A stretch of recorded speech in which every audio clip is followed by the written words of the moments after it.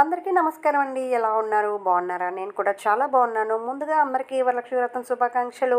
ఈరోజు మనం వీడియోలో వరలక్ష్మి వ్రతం రోజు అమ్మవారికి పెట్టవలసిన నైవేద్యాలు ఏంటి, ఏ నైవేద్యం పెడితే అమ్మవారి అనుగ్రహం మనకు తప్పకుండా కలుగుతుంది, ముఖ్యంగా ఏ ప్రసాదాన్ని అమ్మవారు భక్తిగా ఇష్టంగా స్వీకరిస్తారు అనేది ఈ వీడియోలో చూద్దాము.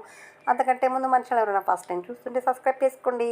ఇంకా అమ్మవారికి లక్ష్మీదేవికి శ్రావణ మాసంలో వరలక్ష్మి వ్రతం పూజ ప్రతి ఒక్కరు కూడా చేస్తూ ఉంటారు. ఆ వరమహాలక్ష్మి అనుగ్రహం ఉంటే మనకు ప్రతి ఒక్కటి మన ఇంట్లో ఉన్నట్టేనండి. సిరి సంపదలతో మన ఇల్లు సుఖ సంతోషాలతో ఉండాలంటే ప్రతి సుమంగళి స్త్రీ ఈ వరలక్ష్మి వ్రతాన్ని తప్పకుండా ఆచరించాలి. ఇంకా వ్రతాన్ని ఆచరించి నైవేద్యంగా చాలా రకాలుగా చాలా నైవేద్యాలు పెడుతూ ఉంటారు. వారి భక్తి కొలది, వారి శక్తి కొలది, వారి స్తోమతకు తగ్గట్టు వారు నైవేద్యాలు పెడుతూ ఉంటారు. 9 రకాలు, ఇంకా 5 రకాలు, ఇలాగా వారి ఇష్టానుసారంగా వాళ్ళు నైవేద్యాలు అనేవి పెడుతూ ఉంటారండి. ముఖ్యంగా అమ్మవారికి పాయసాన్ని నైవేద్యంగా పెట్టాలండి. అందులో బెల్లంతో తయారు చేసినటువంటి పాయసాన్ని లేదా పొంగలిని నైవేద్యంగా పెడితే అమ్మవారికి లక్ష్మీదేవి చాలా మనకు అనుగ్రహిస్తారండి. అంతేకాకుండా ఈరోజు అమ్మవారికి పనస పండు కూడా నైవేద్యంగా పెడితే చాలా చాలా మంచిది. ఎందుకంటే లక్ష్మీదేవికి పనస పండు అంటే ప్రీతికరమైనటువంటి వస్తువు కాబట్టి మనం తప్పకుండా పనస పండు దొరికినట్లయితే పనస పండు నైవేద్యంగా పెట్టండి. అలాగే బెల్లంతో తయారు చేసినటువంటి పొంగల్ని కూడా నైవేద్యంగా పెట్టండి. ఇంకా చాలామంది రవ్వ కేసరి ఇలాంటివి కూడా పెడుతూ ఉంటారు.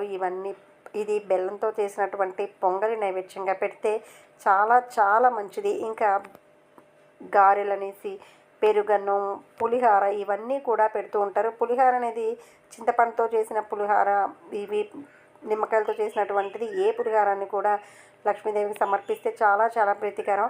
ముఖ్యంగా అయితే మీ నైవేద్యాల్లో బెల్లం పొంగలి ఉండేటట్టు తప్పకుండా చూసుకోండి. ఇవేమీ కుదరదు, మా ఇంట్లో లేవు అనుకున్న వాళ్ళు చిన్న బెల్లం ముక్క నైవేద్యంగా పెట్టినా కూడా, పానకం నైవేద్యంగా పెట్టినా కూడా లక్ష్మీదేవి చాలా సంతోషపడుతుంది.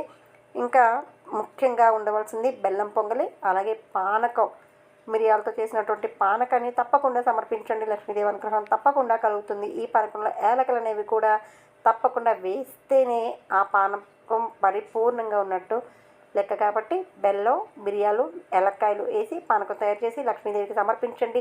మీకున్నటువంటి అప్పులు ఇవన్నీ కూడా తీరిపోతాయి. ఎందుకంటే ఈ పానకాన్ని ఈ వరలక్ష్మి వ్రతం రోజే కాదండి, ప్రతి శుక్రవారం, మంగళవారం, గురువారాల్లో లక్ష్మీదేవికి ఎవరైతే పానకాన్ని సమర్పిస్తూ ఉంటారో వారి ఇంట్లో అప్పుల బాధ అనేది చాలా వరకు తగ్గిపోతుంది. ఆ లక్ష్మీదేవి అనుగ్రహం మనకు తప్పకుండా కలుగుతుంది. కాబట్టి ప్రతి ఒక్కరు కూడా పానకాన్ని నైవేద్యంగా సమర్పించి చూడండి. ఇంకా ఈ వీడియో మీకు నచ్చింది అనుకుంటున్నాను. వీడియో నచ్చితే లైక్ చేయండి, షేర్ చేయండి. ప్రతి ఒక్కరికి కూడా యూజ్ అయ్యే విషయం కాబట్టి తెలిసిన వాళ్ళందరికీ కూడా ఉపయోగపడుతుంది.